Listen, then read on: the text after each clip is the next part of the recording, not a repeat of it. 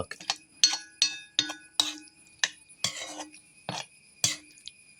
അവർക്ക് സ്വാഗതം. നമ്മൾ അമ്പങ്ങ പറിക്കാൻ പോവുകയാണ് കേട്ടോ. അച്ചാറിടേണ്ട പാകമായിട്ട് വന്നിട്ടുണ്ട്.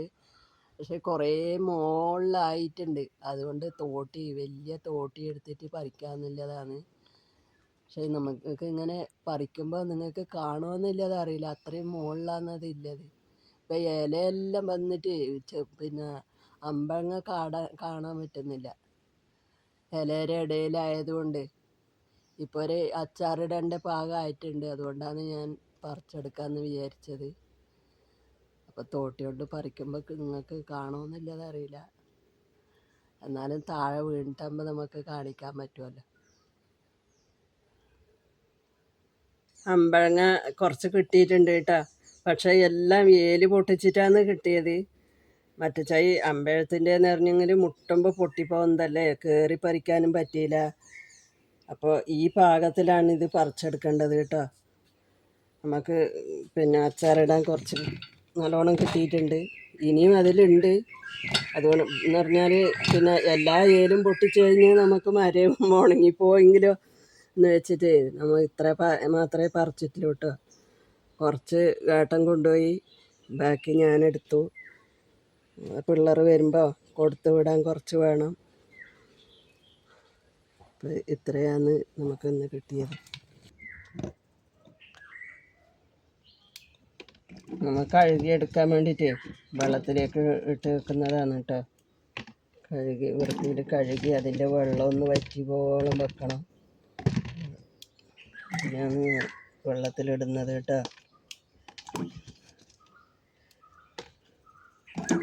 അതിൻ്റെ അടിയിൽ ഒരുപാട് തൈ മുളച്ചിട്ടുണ്ട്. പക്ഷെ തൈ കൊണ്ടുപോയിട്ട് നമ്മൾ എവിടെയെങ്കിലും നട്ടാൽ അതാവുന്നുമില്ല കേട്ടോ. കഴിഞ്ഞ വർഷം കുറേ അതിൻ്റെ മുകളിൽ ബാക്കി ഉണ്ടായിട്ട് പഴുത്ത് വീണിട്ട് മുളച്ചിട്ട് ഇപ്പം കുറേ തൈ ആയിട്ടുണ്ട്.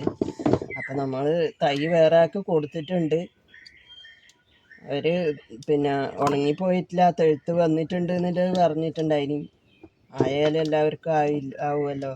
നമ്മളിത് നട്ടിട്ടുണ്ടായതൊന്നും അല്ല കേട്ടോ. ഇങ്ങനെ മുളച്ച് വന്ന് പക്ഷിയോ അങ്ങനെ എന്തോ തൂറി ഇതാക്കിയിട്ട് കുരു വീണിട്ട് മുളച്ച് വന്നിട്ടുണ്ടായതാണ്. അതിൻ്റെ മറ്റൊന്നും ഞാൻ തൈ കൊണ്ടുപോയിട്ട് നട്ടിട്ട് എവിടെയും ആയിട്ടുമില്ല. അപ്പോൾ എങ്ങനെയാണ് വേറൊരു ഇത് ആക്കേണ്ടതെന്നില്ലത് അറിയുന്നില്ല.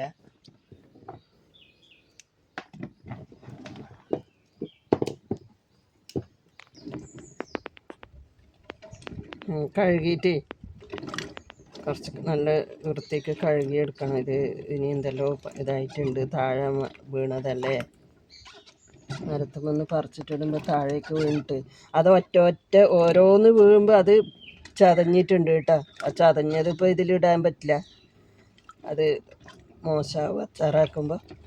അപ്പോൾ ഇത് ഏലൊടിച്ചത് കൊണ്ട് അങ്ങനെ കൂടുതലൊന്നും ചതഞ്ഞിട്ടില്ല.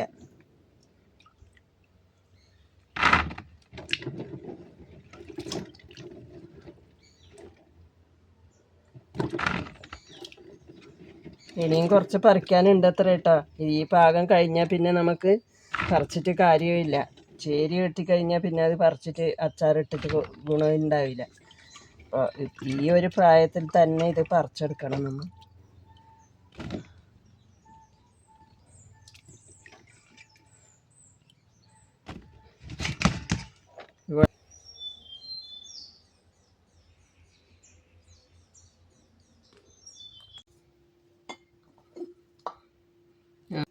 നമ്മളെ അമ്പഴങ്ങ കഴുകിയിട്ട് നല്ല പാങ്ങിൽ വെള്ളമെല്ലാം ഉണക്കി എടുത്തിട്ടുണ്ട് കേട്ടോ. അപ്പോൾ പിന്നെ അത് നല്ല അളവെടുത്തിട്ടുണ്ട്. കുപ്പിയാണ്. അപ്പോൾ കല്ലുപ്പ് കുറച്ച് നമ്മൾ ഇടുന്നത് കല്ലുപ്പാണ് കേട്ടോ, പൊടി ഉപ്പല്ല. അപ്പോൾ കുറച്ച് കല്ലുപ്പ് ഇട്ടിട്ട് അതിലേക്ക് വാരിയിടാം. കൂടുതൽ ഉപ്പായാലും നമുക്ക് അത് പറ്റും, അതും ആവില്ല.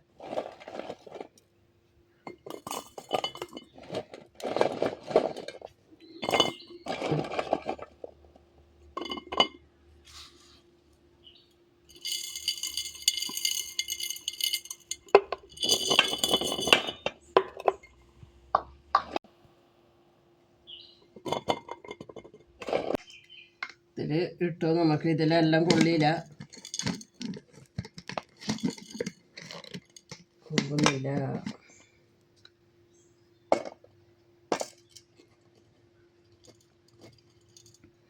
കുറച്ച് കാന്താരി മുളകും കൂടി കിട്ടിയാൽ നല്ലതായിരുന്നു കേട്ടോ. ഇപ്പോൾ പിന്നെ എല്ലാം ഉണങ്ങി ഇതായിട്ടുണ്ട്, തെഴുത്ത് വരുന്ന അത്രയാണ് എല്ലാം.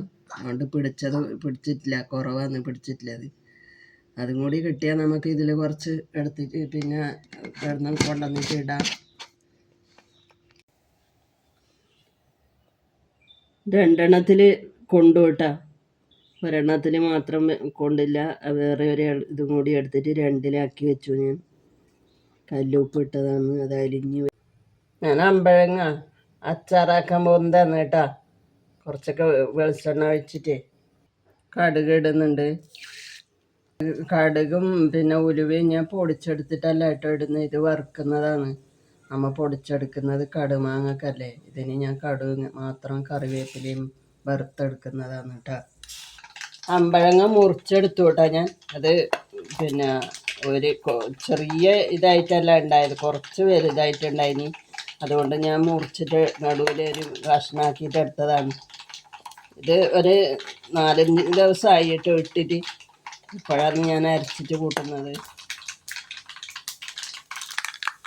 കറിവേപ്പിലായിട്ട് വെളുത്തുള്ളി ഇടുന്നുണ്ട്, പിന്നെ കുറച്ച് ഇഞ്ചി.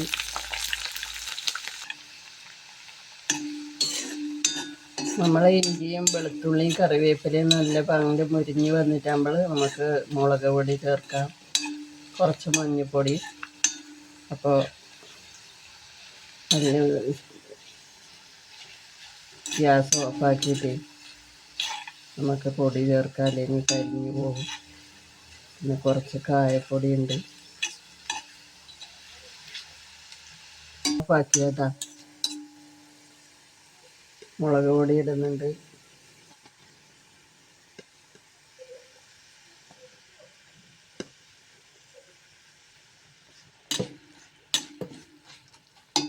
കുറച്ച് മഞ്ഞൾപ്പൊടി, കുറച്ച് കായപ്പൊടിയും കൂടി ചേർക്കുന്നുണ്ട് കേട്ടോ.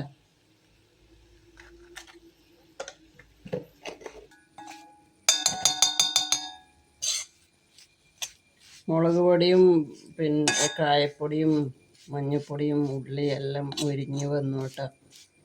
നമ്മളിനി പിന്നെ അമ്പഴങ്ങയിലത്തേക്ക് ചേർക്കുകയാണ്. ചൂടുണ്ടായാൽ പിന്നെ അമ്പഴങ്ങ വെന്ത് പോകുന്ന പറഞ്ഞിട്ടാണ് ഞാൻ തണിയാൻ വെച്ചത്. നമ്മൾ അമ്പഴങ്ങയിലിടുന്നുണ്ട് കേട്ടോ.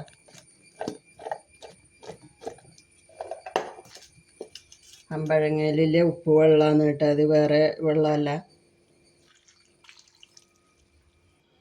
നമ്മൾ വെള്ളം ഒഴിച്ചിട്ടില്ല, ഉപ്പ് വെള്ളം മാത്രമാണ് കേട്ടോ.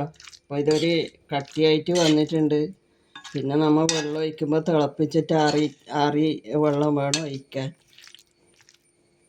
ഇത് അന്നേരം ഇത് മാത്രമായിട്ടുള്ളതാണ്, അതല്ലെങ്കിൽ പിന്നെ ഇങ്ങനെ തന്നെ ആവണം. അപ്പോൾ ഇതാണ് നമ്മളെ അമ്പഴങ്ങ അച്ചാർ. ഉപ്പ് നോക്കി. ഞാൻ അമ്പഴങ്ങ എല്ലാ അച്ചാറാക്കിയിട്ടില്ല കേട്ടോ.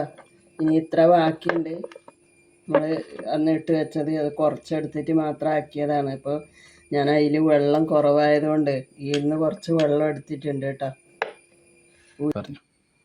കുറച്ച് വെള്ളം ഒഴിച്ചിട്ട് കൂടുതൽ കട്ടിയായി പോയി.